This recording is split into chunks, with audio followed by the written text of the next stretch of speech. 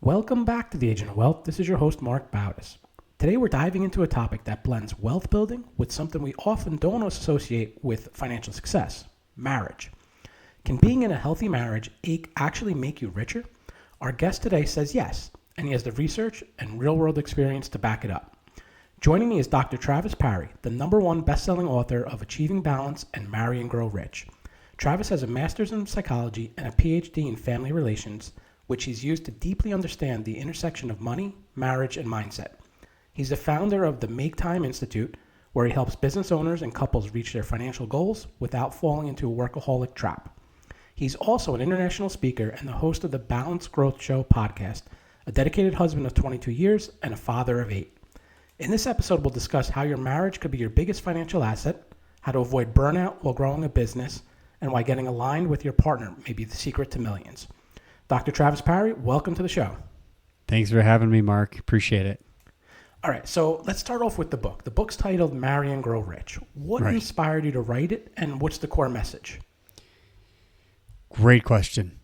Back in 2010, I was finishing my master's. As you mentioned, I was involved in that, and I really wanted to understand balance, stress, achievement, and I was looking at it very much from a psychological or individual perspective.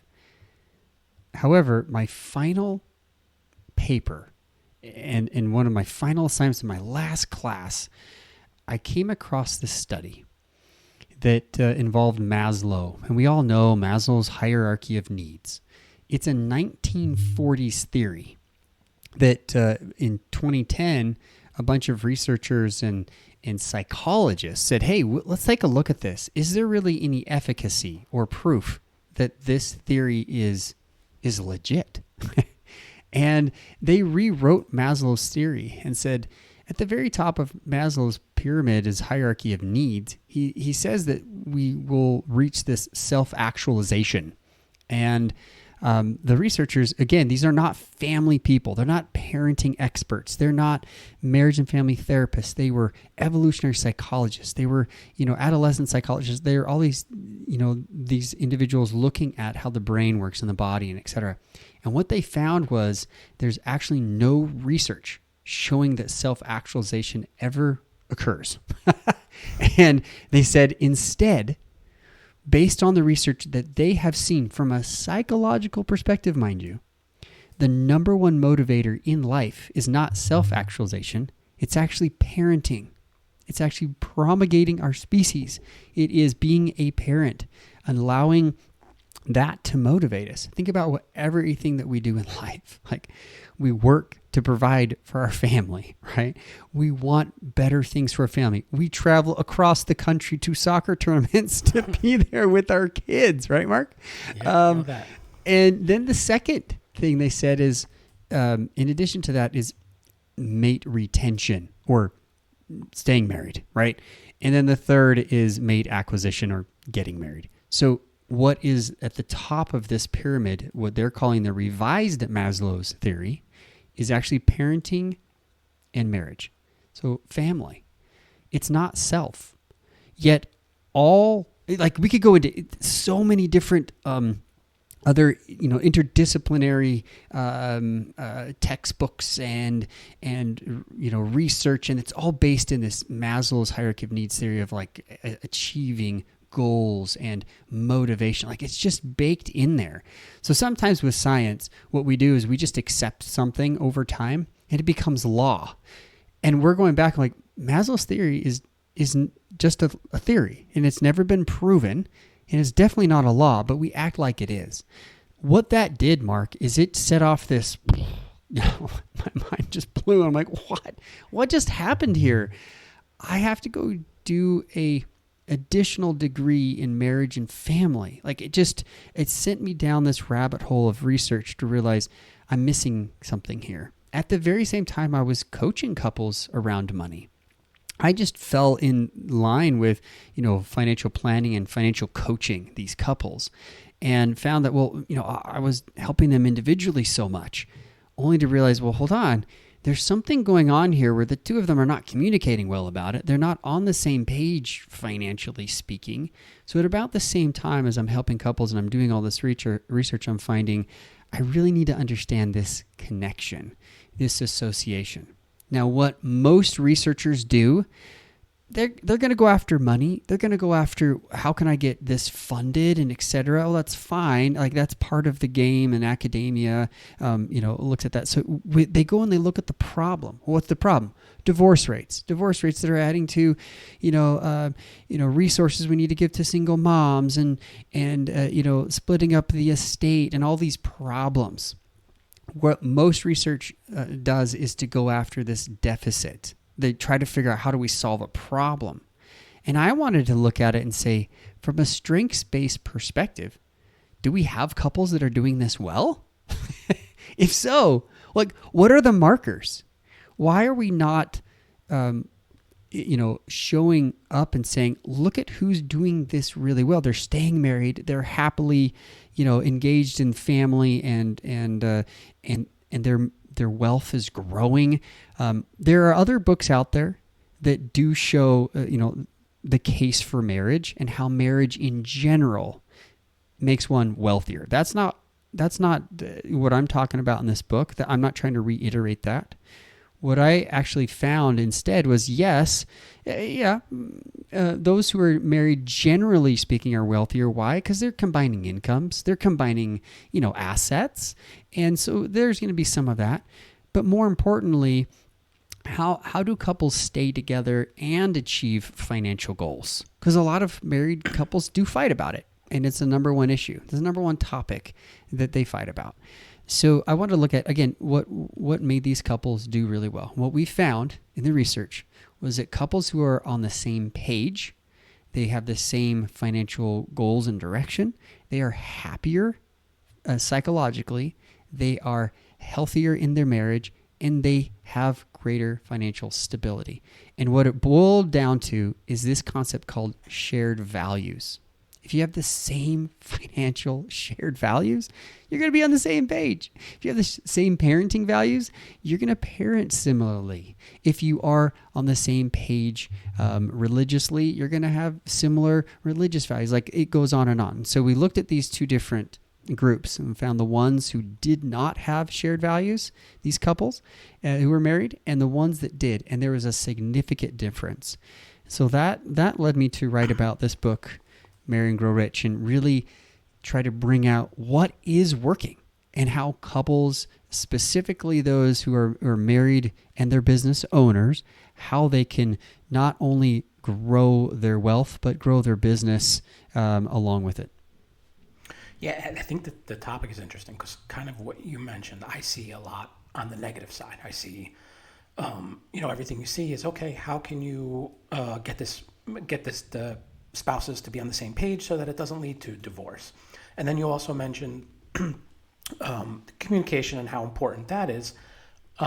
Also values and being on the same page. So some interesting things I want to dive into in those areas. Because I think anyone that works with spouses will see that, there's different values in parenting and especially in money, right? You have, in simple case, you might have one that's a saver, one that's a spender. And that's one that likes debt, one that doesn't like, or one that uses debt, one that doesn't like debt. But how do you get them on the same page if their values are different?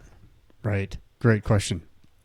So most of us, we all have various values and things that we bring from our upbringing, right? So I find that most of the time our relationship with money or our values, what we believe about money, comes from our parents and comes from their parents, like sometimes even 3 or 4 generations back. For example, one of the first couples I was working with on this concept, their psychological relationship with money, he was like, yeah, money's a good thing. It's a tool, something we can use. And she was like, no, I hate money. It's horrible. I don't like it. And what was crazy to me is that they were in a financial pinch. and they're waiting for money to come in. And he's a business owner, so he'd get big checks, and then they'd try to income smooth it, and it didn't always work really well. And we got to the bottom of that, and that was that she would spend it like crazy when it got in. There was this fear mentality of like, oh, it's not going to show up, so I'm going to use it. But at the same time, there was a subconscious relationship with money that she didn't even know she had, and that was, I hate money. Money's evil. And she got that not from her mom per se, but from her mom's dad, her grandpa, who went through the depression and had this depression era mindset of scarcity and all these things, and kind of a not so healthy relationship when it came to religion and money, passed on this belief that money somehow was evil. And there are a lot of people out there, a great percentage, even Christian people who think they understand the Bible and New Testament and all these parables, and think they're, wow, that rich young ruler or the parable of the talents, like whatever it is, they may have this misunderstanding of what money really is. And that it's not just a tool, that somehow this has some evil qualities, that if you have more of it, that somehow you're not going to go to heaven, right? And now, logically, most people don't really believe that, but subconsciously, it gets stuck there. So even if you're trying to drive forward, like, yeah, I want to build wealth, or I want to build my business, or whatever, if subconsciously you fear wealth, you fear, having money, then you might be pushing it away. You might subconsciously be getting rid of it. I know it sounds woo-woo and whatever, but the psychology behind it is sound. So when we identified this with this sweet woman who was trying to figure out what was going on, she's like, oh, I totally get that. Because whenever it shows up in my bank account, I'm spending it like crazy. Now, others would look at that and they just focus on the habits. Oh, you're a spender and you're a saver. But we don't dive into the psychology behind why. So that's where I go first.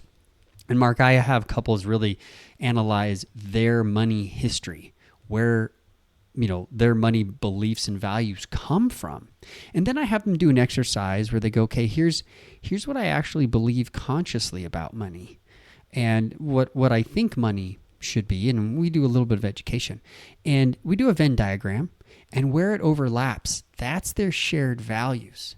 And that's where I say, hey, don't worry about all these differences. Differences are good. They can be. You can also fight about a lot of things, right? If you're not on the same page. But if you can focus on where the overlap is, where you both agree, those are your shared values. Begin to create shared goals based on those shared values. I can't tell you how many times as a financial advisor early on, I was trying to help couples talk about retirement and saving for education and rainy day and all these things.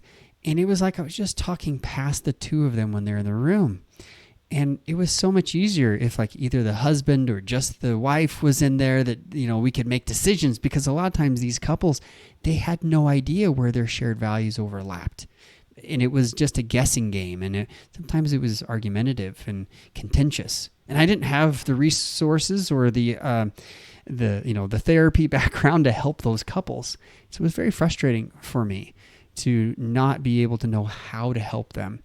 But seeing how, again, if we can go back to what's your history with money and how the two of you overlap for good, for positive, for abundance, for quality, what are those values? And then select those values and begin to say, okay, now how can we make those values happen in the future for the both of us? That becomes your shared goal to work toward. How, and you mentioned this earlier about the markers for what are some of the markers that are there for a successful marriage when it comes to money and finances. Have you seen success, or is there any trends or data research on the success when, like you mentioned, there's the finances are delegated to one person? Sure.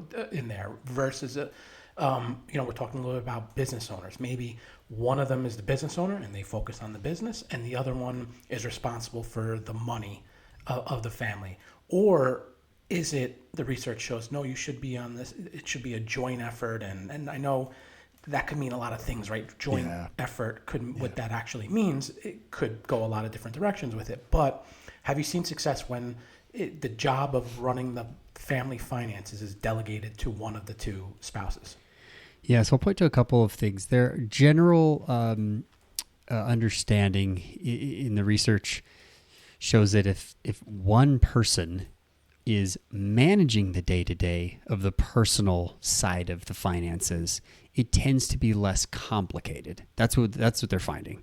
But in order for the couple to be on the same page, the non-participating spouse, let's just say, the one who's maybe not be paying all the bills or making sure everything's going through completely on his or her side, that one still needs to be in the know. Does that make sense? Mm-hmm. So what I suggest is once a week, at least once a month, but once a week preferably, you can kind of keep a maintenance on it, is to talk about where they are with what I call a spending plan. I don't like to use the word budget. It reminds me of diet, and it's temporary. I like spending plan, long term. Where are we going? It's very forward, right? Progressing. So that might mean, and this is very typical of what I see, Mark, is that the business owner, typically the male, yes, some women own businesses, and I have clients that are in that position, but typically the male is owning the business, and the wife is managing the pocketbook at home. And you'll find that coincides with research. 80% of home pocketbooks or wallets are being handled by the wife. Okay, whether she works or not doesn't really matter. It typically ends up in her pile of role, responsibilities.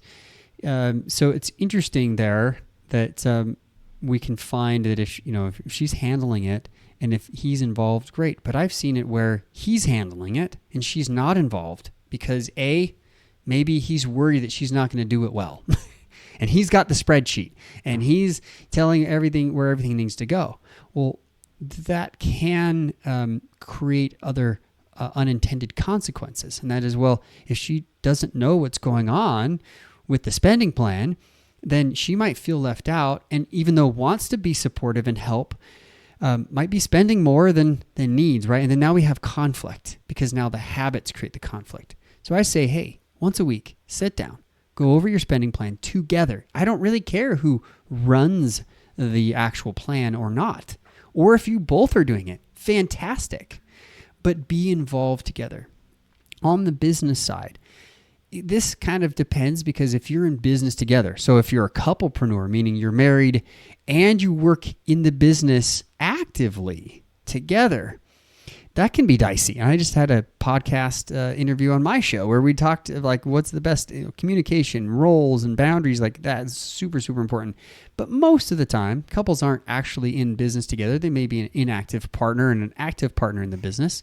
Typically, the male who's running the business, the husband, and so if he's doing that, then quite honestly, he's probably knowing better what's going on in the business. He's forecasting. He's looking at cash flow. In my opinion, at least once a month, the business owner, typically the husband, should be saying, hey, honey, this is where we're at business-wise, and this is what might be coming, like forecasting down the road and maybe looking back so she knows what's going on. Probably not every day. It's not, you don't need to talk about that probably every single day, but it's just these lines of communication. So regardless of who is in what responsibility, who's in what role, just involving the other one, having the communication that's good, positive, uplifting is so, so vital. When should this communication start? Is it, and I know like with most things with finances, like the earlier the better. Yeah, but no question. Should any of it start prior to getting married? Is there ever the you get to the point where it's like this is not going to work no matter what we do, and maybe we should go separate ways based off of money discussions? You just opened a can of worms, and I will say this: probably the least talked about topic before marriage is money. We'll talk about everything else, everything under the sun that used to be taboo, except for money. Why? There's a lot of fear, right? There's a lot of fear about it. So a lot of people avoid the topic. I think you should hit it head on. Hey, Not just what do you want to do for your career in the future if you're meeting in college or whatever, but how do you manage your money? Now, I'm not a big believer in that you judge someone so much, though, that like, oh man, if you have debt, I can't marry you. I don't believe that. There is research that shows that couples that come together, in marriage, that if they bring especially consumer debt, that can be dangerous. That can be detrimental and stressful. I understand that. That doesn't mean that the marriage can't work. It means they have to be very understanding and proactive. I mean, my wife and I, we met in college. We had student loans. We had, car payments. Like, we managed those. Of course, there is the outlier where, they've already had 2 bankruptcies. They have 7 credit cards they have to the max. That's not what I'm talking about here. That's very much an anomaly. Still, even though people like to make it out, it's much worse than that. So be cautious and be careful. But I don't think we have to then, judge the 20-ish-year-old self to having to know everything about money. I taught at a university level for years and years and years family finance and helped, students understand these things that they're doing right or wrong. And that shouldn't prevent one from getting married unless it's a red flag, unless it's something that's, wow, like I said, a bankruptcy or several credit cards to the max. You should probably know about that. That said, on the other end, I think sometimes having these conversations about money might push people away to say, well, I'm so fearful about money that I'm going to put off getting married. I'm going to put off having these conversations about getting our relationship to the next level because I don't feel I'm ready yet. Does that make sense? So there's a psychological fear behind it. Yeah, I think that's what I'm hearing is that there's more and more of that. Like, student loans are one of the reasons why people may be putting off marriage, putting off buying a home, putting off starting a family, because they're coming out of school with these large student loans, and there's fear that, no, I'm not able to be financially responsible for all those things that I just mentioned. What's I would say have really good conversations when you take out those loans with the financial counselor at the university. Most students don't do this. They go to FAFSA. How much money can I get? What are the grants? What are my scholarships? What are my options? And they get the money, spend the money. Or, we haven't talked about this, but maybe parents are paying for everything. And I know you as a financial advisor, you're having these conversations with your clients. Like, what about paying for your kids' education? Do you want to do it, not do it? But there's this idea of entitlement. Well, if mom and dad are just paying for everything, how is that affecting their ability to want to earn? Even if they're not coming out with student debt, they may turn around and get into debt with other consumables, right? Like America, we are a consumer nation. We consume 40% of the world's consumable. Like 40% of all that's purchased in the world is in the United States. That's insane. The population doesn't add up. I don't even know what our ratios are, but it's not 40% of the world's population. I know that for a fact. So if we look at how this affects, I would say marriage is actually being delayed in this country. One of the wealthiest countries in the world, marriage is being delayed because of the fear of not being able to have enough. So what are we doing? Well, we're graduating from college. We're waiting till we pay off our loans, waiting to buy a house, waiting to be financially secure in our job. Well, now we're in our late 30s. And now, let's say we do get married. We have to understand biology and human development. If we want to have children, the odds of finding a mate and then having a child, which, remember, Maslow, parenting, number one thing we want in life, number one. And most people, even if they say, well, I'm not married, I'm afraid of it, they still want to be a parent somehow. It's innate within us. Whether you deny that or not, it's scientific, okay? It's fact. So then if we look at this, we're like, wow, this is delaying marriage, money, concern, fear about it is delaying it. Then then we're pushing it off, and then we're lowering our chances of finding a spouse, and we're lowering our chances of then having children with spouse. And we know as a woman ages, closer to 40 she gets, the more likelihood that if you are going to be able to have get pregnant, conceive, that there may be issues with her body, with the baby. Like, the odds just stack up. So it's, to me, I think it's we've done this all wrong. We've done this all wrong. And if we look at our grandparents' generation, they think we're crazy. What are you guys doing? You're waiting till your mid-30s, almost 40s now to get married. Like, the average age of Americans getting married gets higher and higher. The other thing too is that, well, they've seen their parents because of the 70s and 80s where divorce became it was at its peak. Okay. And they're going, well, goodness, I don't want to end up like my parents or my grandparents, whatever, who got divorced. So they're cohabiting. And that's a big part of the research. We don't necessarily need to get into that a ton, other than a lot of people think that if we cohabit, that's going to be a good preparation, a test to see if we're ready for marriage. The research doesn't show that. The research shows that cohabitation actually has had the reverse effect. It's making people less likely to marry at all.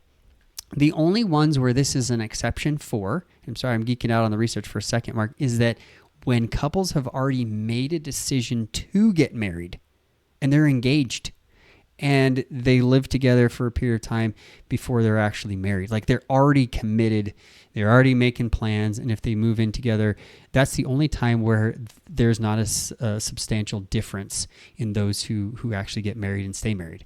Otherwise, cohabitation, for so many reasons, does not actually make sense. So that's the other part.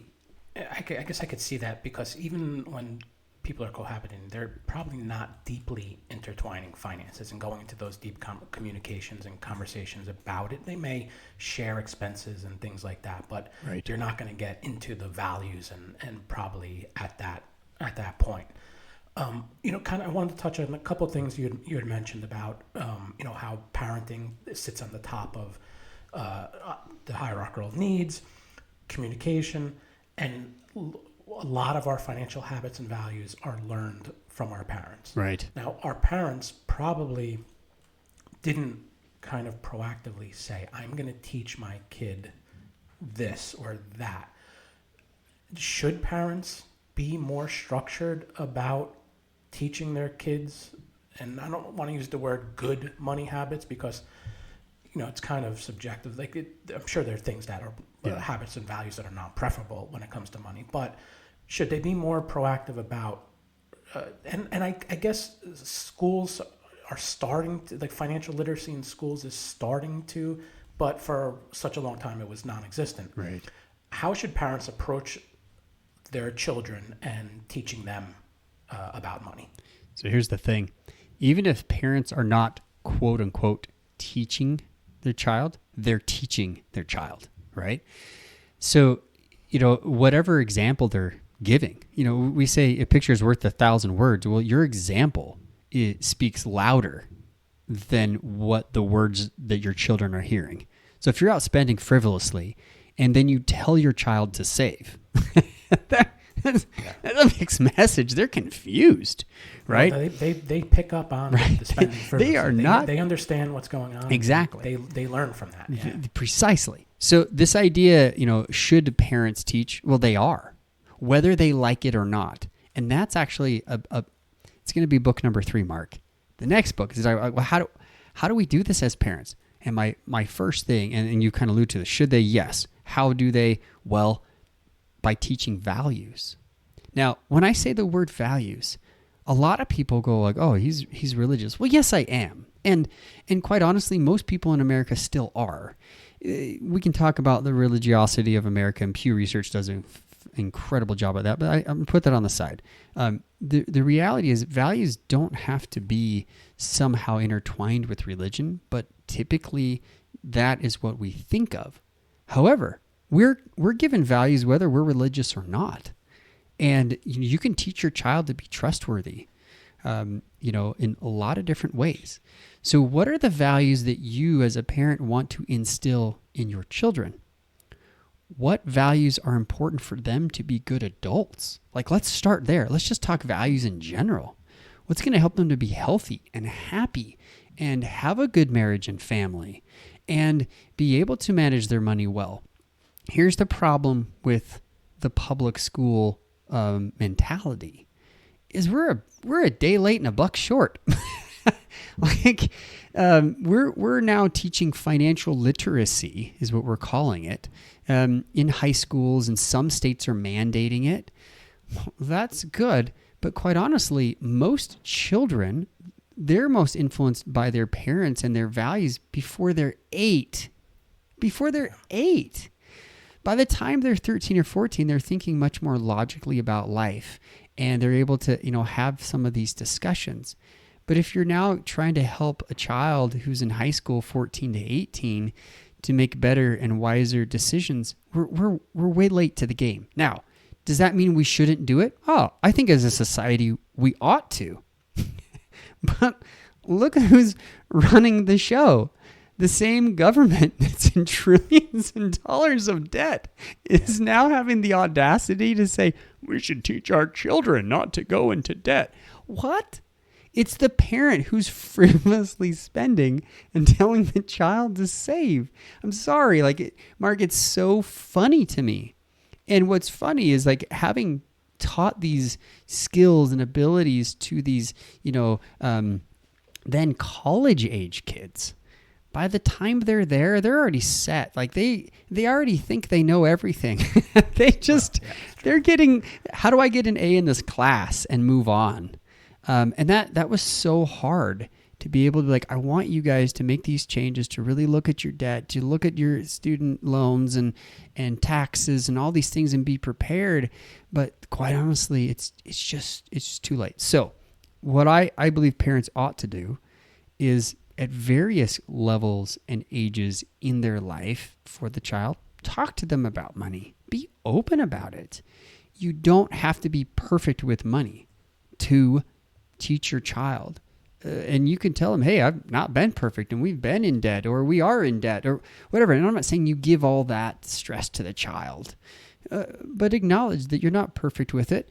And if you've done a really good job, great. Teach your child how to do that as well, and not to entitle them. Because here's the other fear. Some parents realize they've made a really good living, and now they're providing a really great life for their children. In the Millionaire Next Door book, Stanley and Donko, who are PhDs who did studies with millionaires, self-made millionaires, found that they were typically second-generation immigrants to this country. The first generation came and they worked their tails off trying to put the second generation through school to get a profession, to have a professional job that would pay them really well. Well, that second generation has a great living and has children, and that third generation doesn't really see what the first generation went through to give it to the second generation. Second generation is grateful, and they're like, wow, and they're not frivolous with their money. They're pretty frugal with it. But that third generation doesn't see the hardship. Does that make sense? So they become entitled, and then they lose this sense of what money really is, that it's the stewardship. So if you have great wealth, and you see this probably all the time with clients, they have a responsibility not just teach values about money, they're going to be helpful, but give the child now not too much all the time to entitle them or essentially spoil them, crazy. It makes sense, although I think kind of having wealth, it might mask a lot of, I don't want to say problems or incompatibility or values that aren't consistent. To kind of what you're saying is that, that first generation built that wealth up, the second generation saw what but the third, they didn't. They never was a problem with it. When they needed money, there was money there for them to spend on whatever they needed, or to put them to pay for college, or to do this or to do that. So what is it? Does it cycle back again? Because then they have to scrap to build wealth again, and then that generation sees what happened and they learn the values. And I guess maybe that's how that cycle, unless it's broken with teaching and sharing and communicating with your children on, what you believe those values should be. Yeah. So here's the thing. When we become successful, I'm just saying we as individuals become successful at almost anything. We are given, success indicators. If that's wealth, because you're successfully able to manage money, great. That's a success indicator, right? In my view, it's a blessing, and it's a blessing from God that, hey, it's the law of the harvest. What you sow is what you reap. Okay, you put in the hard work, it's gonna pay off. Now, our tendency as humans is, if we see this over a period of time, when we become more wealthy and more prosperous, we tend to then think that we did it. It's just us. And because of that, we tend to prop ourselves up and forget the hard times, even if we had them when we were younger. Does that make sense? Yeah. And because of that, a lot of people become this monster. Like, we talk about how money, a lot of times, it's very, very general. Like, oh, well, money just, makes a good person better and a bad person worse. I don't think so. I think what money can do, a lot of money, is if we don't hang on to our roots and our gratitude and understanding that money is a stewardship, a responsibility, and that something could be gone in a second, in a heartbeat, it could be, taken away, that we didn't create that all by ourselves.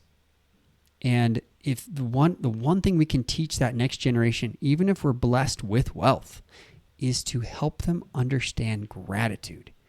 My child has grown up in a home where everything's been taken care of. He knows he has a secure, roof over his head every night. He has a car that he can drive.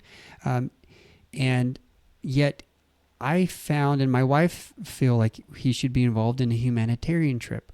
So this last couple of days, we got him, the last few weeks, but just a couple of days ago, he was sent on an airplane with his group to Uganda, where he's helping children who don't know where their next meal is coming from, and their parents are worried about, can they make it to the end of the week? And he's serving them. Not to show up and take pictures and blow up everything on social. It doesn't have any social profiles. We don't allow that in our home. We think it's addicting, and quite honestly, that's a whole different discussion, but that's a value that we have. But it's for him, so that he can see and be grateful for the blessings that he has. And quite honestly, I'm not saying you have to send your children to humanitarian trips around the world, but that's just an example of what we've chosen to do, and how we try to raise our children. A lot of it is, well, if we got here because of some of our hard work, if we just give everything to our children and we make it easy for them, then what have we really created? Have we actually helped that child experience what real world is going to be like? If their parents are successful, they're just going to go out in the world, well, my daddy and my mommy have done this, so you should give me everything? No, the world's going to knock them down. The world is going to teach them what real world is like.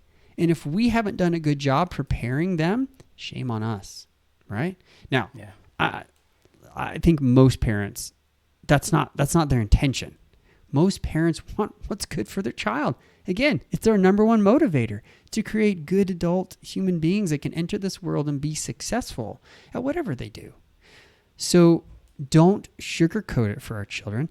Don't keep them from having experiences in life that are going to allow them to learn it when they're 8, 9, 10, 12.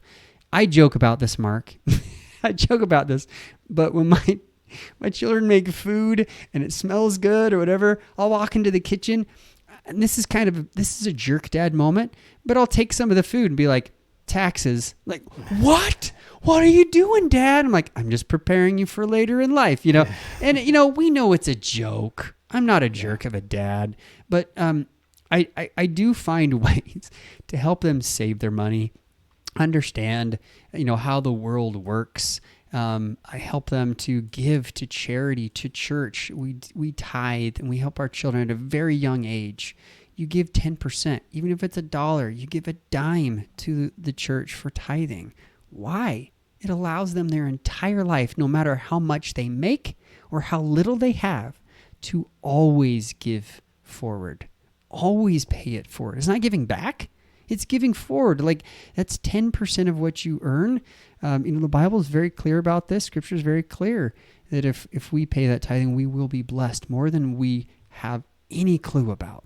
But then to understand that's a stewardship. So kind of back to my very first comments here is, what is our relationship with money? If we see it as entitled to it, we deserve it, and everybody else doesn't, or it's so scarce that we have to be really careful, we're going to hang on to it or get rid of it because it's evil. Like, those mentalities, those negative mindsets are not going to serve us. It's not going to serve us in our marriage, and it won't serve us as we're business owners when we try to grow our business.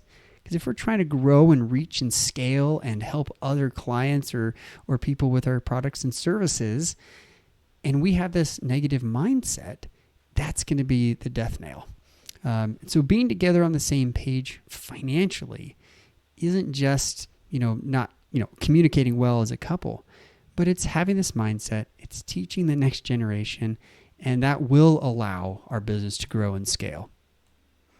All right, Dr. Parry, that's all the questions I have for you today. I want to thank you for joining me on an episode of The Agent of Wealth. You provided some great information and advice. Before we go, how best can our listeners learn more about you or get a copy of your book on this topic? First off, thanks for having me. These conversations, especially for financial advisors, I've been having for many, many years, and I really do appreciate you having me. If you want to learn more about my new book, Marry and Grow Rich, go to marryandgrowrichbook.com. So marryandgrowrichbook.com to learn more about the Make Time Institute and everything we're doing on the back end, my podcast, my other books. You can go to maketimeinstitute.com, learn more about me there. Thank you again, and I appreciate you letting me blab on about the things I think I know here on your show. Great. We'll include all that information in the resources section of the show notes. Thanks again, Travis, and thank you to everyone who tuned in today.